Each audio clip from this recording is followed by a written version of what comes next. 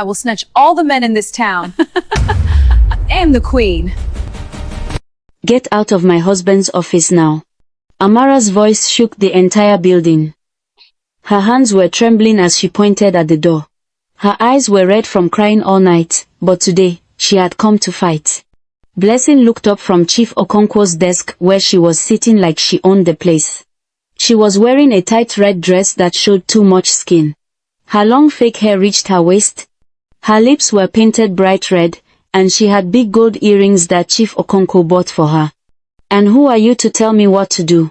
Blessing asked with a nasty smile. She crossed her legs and looked at Amara like she was nothing. I am his wife. Amara shouted. I am the woman who has been married to him for 10 years. I am the mother of his children. You are just a homebreaker. Blessing laughed. It was a loud, mocking laugh that made Amara's heart hurt even more.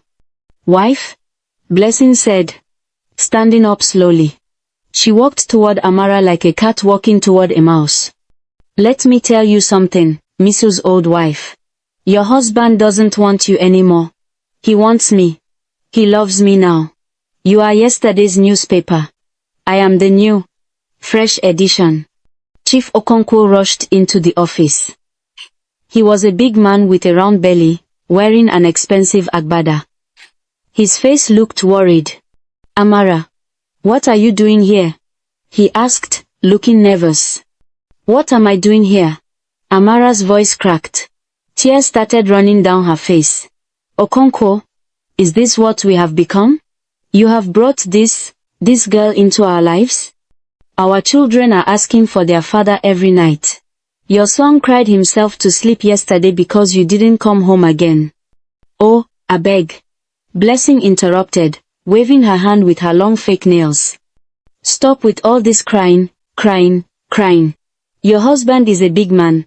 He can have whoever he wants. If you cannot satisfy him, step aside for someone who can. Amara looked at Blessing with so much pain in her eyes. You think you have won something? You think destroying a family is something to be proud of? Won? Blessing laughed again, louder this time. Darling, I have already won. Look at this necklace he bought me yesterday. She touched the heavy gold necklace on her neck. It cost 5 million naira. When last did he buy you anything? Look at your old wrapper and your tired face. No wonder he ran to me. Amara felt like someone had poured hot water on her heart. She turned to her husband. Okonkwo, is this who you have become? Have you forgotten our wedding vows? Have you forgotten how we started with nothing? Chief Okonkwo looked down at the floor. He couldn't look his wife in the eyes. Your husband has moved on, sweetheart, Blessing said, examining her nails. He bought me a house in Asokoro. 4 bedrooms, swimming pool, everything. He bought me a Range Rover. He takes me to Dubai for shopping. What has he done for you lately? Abi na only suffer you sabi. Amara wiped her tears. Her voice became quiet but strong. You can laugh now, Blessing. You can mock me now. But remember this, what goes around, comes around. You are dancing on my pain today. One day, someone will dance on yours. Is that a threat? Blessing asked, putting her hand on her hip. It's not a threat, Amara said. It's the truth. Karma never forgets an address. Blessing laughed so hard she had to hold her stomach. Karma? Abeg, take your karma and your old marriage and go home. Chief, tell your wife to leave before I call security. Chief Okonkwo finally spoke, but his words broke Amara's heart into a million pieces. Amara, please go home. We will talk later. Amara looked at him for a long moment. Then she turned and walked out of the office, her head held high even though her heart was completely broken. Behind her, she could hear Blessing's wicked laughter echoing in the hallways. 2 years passed. Blessing was living like a queen. She drove the latest cars in Abuja. She wore the most expensive clothes from London and Paris. Every weekend, she posted pictures on Instagram, showing off her jewelry, her trips, and her lifestyle. Living my best life. She would caption her photos. God's favorite daughter. Other girls envied her. They wished they could be like her. They didn't know, or didn't care, that everything she had came from destroying another woman's home. Blessing would go to parties and clubs, spending Chief Okonkwo's money like it was water. She had 4 different housemates. She changed her car every 6 months. She bought expensive wigs that cost more than some people's rent. When her friends asked about Chief Okonkwo's wife, Blessing would laugh. That old woman? She's somewhere managing her miserable life. Me, I am enjoying, she would say, snapping her fingers. Chief Okonkwo had left his family completely. He moved in with Blessing. He rarely saw his children. When Amara called him about school fees or house money, he would send little amounts. Nothing like before. Meanwhile, Amara was struggling. She had to start a small business selling clothes to take care of her children. She would wake up at 5 a.m. every day, praying and working hard. Her children asked about their father, but she would just smile sadly and say, "Daddy is busy." Her friends told her to curse Blessing, to go to a juju man, to fight back. But Amara refused. "God will fight for me," she would say. "I don't need to do anything. What they are doing will catch up with them." People thought she was foolish. They thought she was weak. But Amara knew something they didn't know. Patience and faith are stronger than revenge. Meanwhile, Blessing's pride grew bigger and bigger. She would see Amara at the market sometimes, and she would drive past her slowly in her Range Rover, honking the horn and laughing. "Look at Chief's ex-wife," she would shout to her friends in the car. "Selling clothes like a roadside trader. What a downgrade." Her friends would laugh with her, taking videos for Instagram. But somewhere in the universe, Karma was watching. And Karma was taking notes. It happened on a Tuesday morning. Chief Okonkwo woke up to a phone call that changed everything. His business partner had run away with all their money, over 500 million naira. The factories were closing. The accounts were empty. Everything was gone. "What?" Chief Okonkwo shouted into the phone. "How is that possible?" But it was true. Within 1 week, Chief Okonkwo went from being a millionaire to having nothing. The banks came for his properties. The government came for their taxes. Everything collapsed like a house of cards. Blessing was in the living room when Chief Okonkwo came to tell her the news. She was watching a movie and eating expensive chocolates from Switzerland. "Blessing, we have a problem," Chief Okonkwo said, his voice shaking. "What problem?" Blessing asked, not even looking away from the TV. I have lost everything. The business has collapsed. We don't have money anymore." Blessing's head turned so fast, you could hear her neck crack. "What did you say?" "The money is gone. Everything is gone. I'm so sorry." "Sorry." Blessing jumped up from the couch. "What do you mean sorry? What do you mean the money is gone? All of it?" "Yes, all of it. We need to be strong together." "Strong together?" Blessing screamed. Her eyes were wide with anger. "Do I look like a charity organization to you? Do I look like someone who does strong together?" "Blessing, please, I thought you loved me." "Loved you?" Blessing laughed, but it was not a nice laugh. It was cold and mean. "Old man, let me tell you the truth today. I never loved you. I loved your money. I loved your Range Rover. I loved your credit cards. You are just an old man with a big belly." Chief Okonkwo felt like someone had slapped him. But all these years, I left my family for you. And that was your foolish mistake," Blessing shouted. "Did I put a gun to your head? You left your wife, your children, everything. Because of this." She pointed at her body. "And now you come here with empty pockets talking about we need to be strong. Abeg. Shift." "Blessing, where will I go? This is my house." "Your house?" Blessing laughed again. "This house is in my name, remember? You put it in my name. This is my house now. And you need to pack your things and get out." Chief Okonkwo couldn't believe what he was hearing. "You can't be serious." Do I look like I'm joking? Blessing picked up his car keys from the table. And the Range Rover. That's in my name too. Everything is in my name. Which means everything is mine. Now get out before I call the police and tell them you are disturbing me. But Blessing. Security. Blessing screamed. Security. 2 security men came running. Blessing pointed at Chief Okono. This man is trespassing. Throw him out. And just like that, Chief Okono was thrown out of the house he paid for, by the woman he left his family for. He stood outside the gate with just the clothes on his back, watching as Blessing threw his things over the fence. His shirts, his shoes, everything landed in the dust. Blessing came to the gate one last time. And don't ever come back here, you hear me? Find your old wife and go and beg her. Maybe she will pity you. But me? I don't do broke men. Never have, never will. She slammed the gate in his face.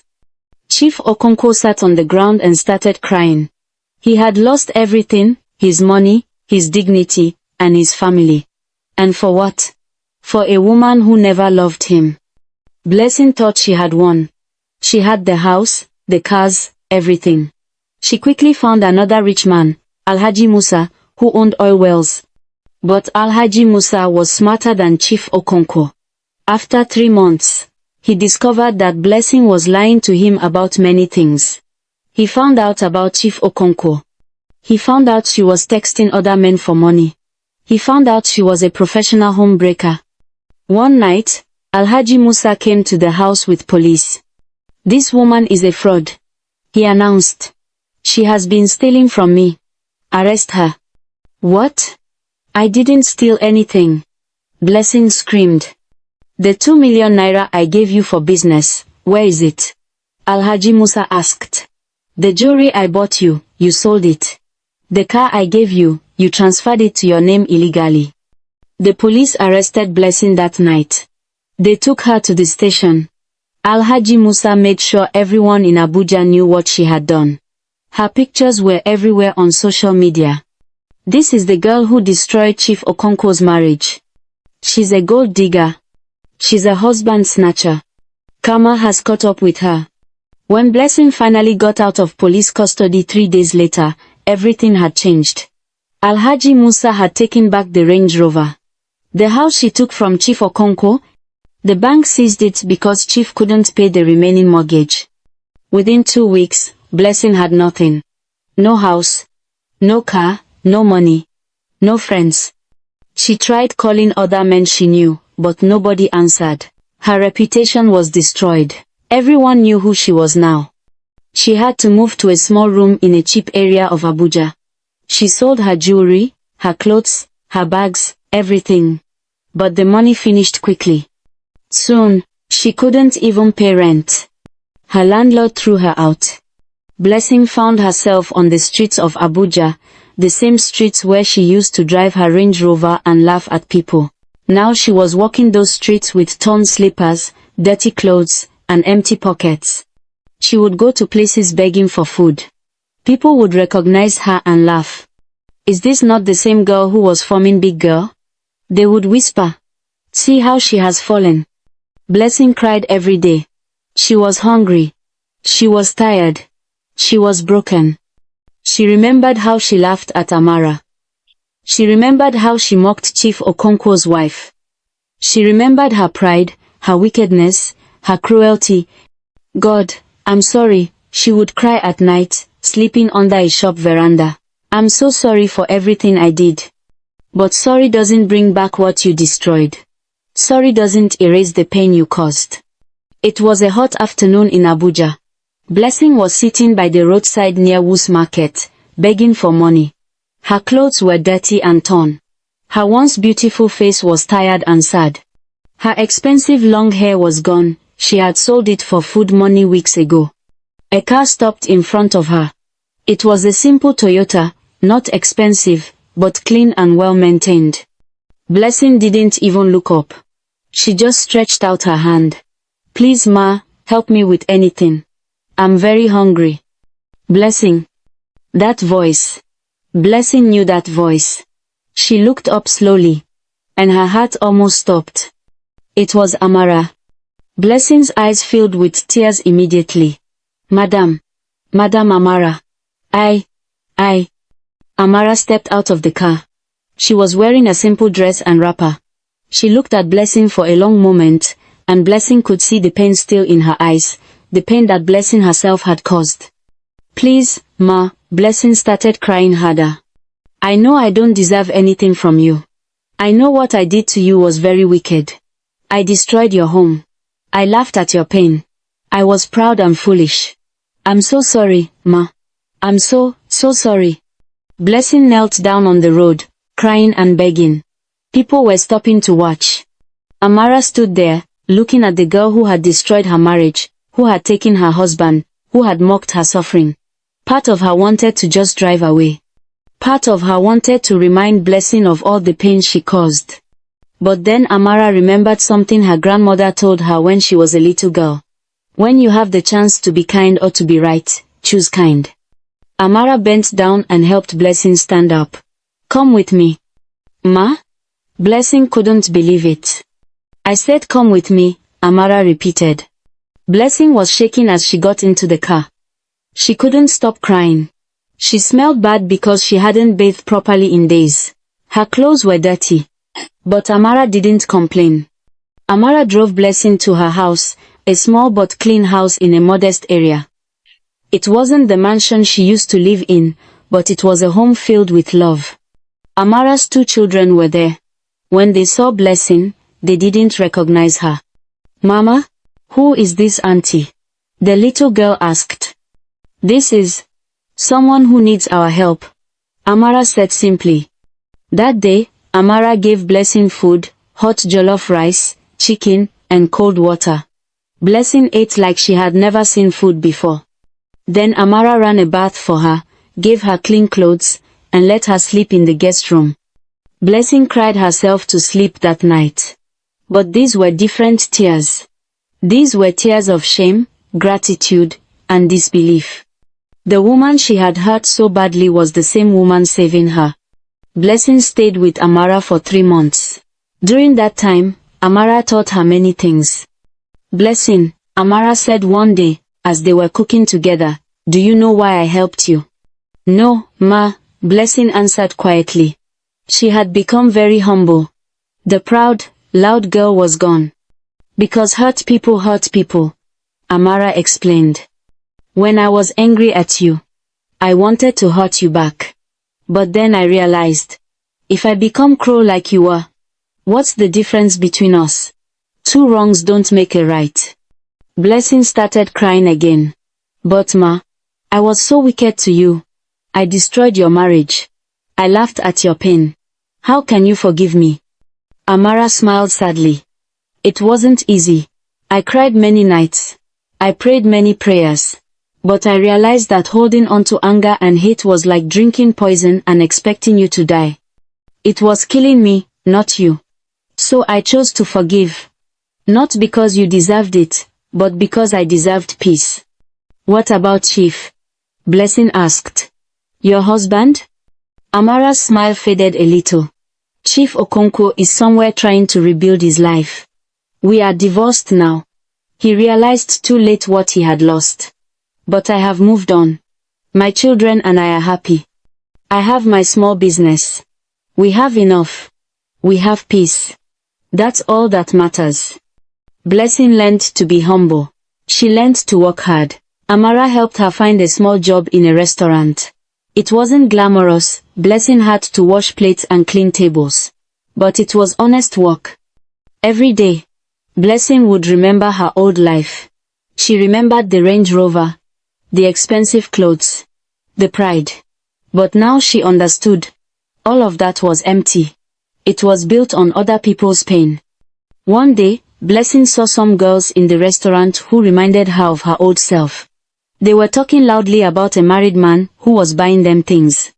That his wife is very stupid, one girl laughed. She doesn't know how to keep her husband. Blessing felt anger rise in her heart. She walked to their table. Excuse me, she said. Can I tell you girls something? What? The girls asked rudely. I used to be like you, Blessing said. I used to date married men. I used to laugh at their wives. I used to think I was smart and they were foolish. I had everything. Cars, houses, money. But you know what? I lost it all. And when I was on the street begging for bread, nobody helped me except the woman whose life I destroyed. Please, I'm begging you, stop what you're doing.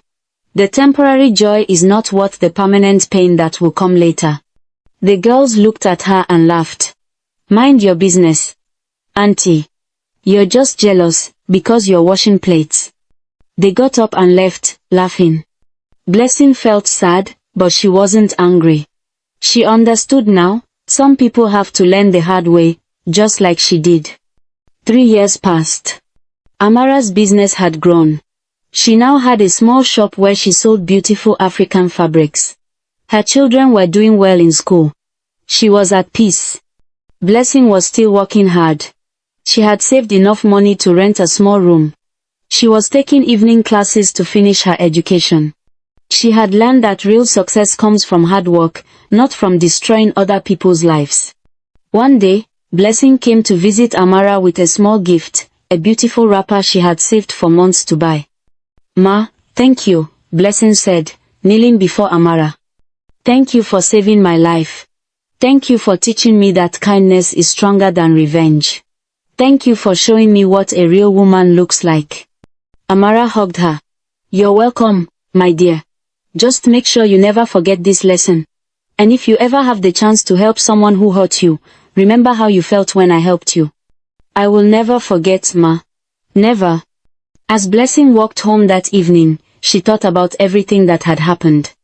She had been so proud, so wicked, so cruel. She had thought destroying someone's home was something to celebrate. But karma had found her. Karma had humbled her. And in the end, the same woman she hurt became her savior.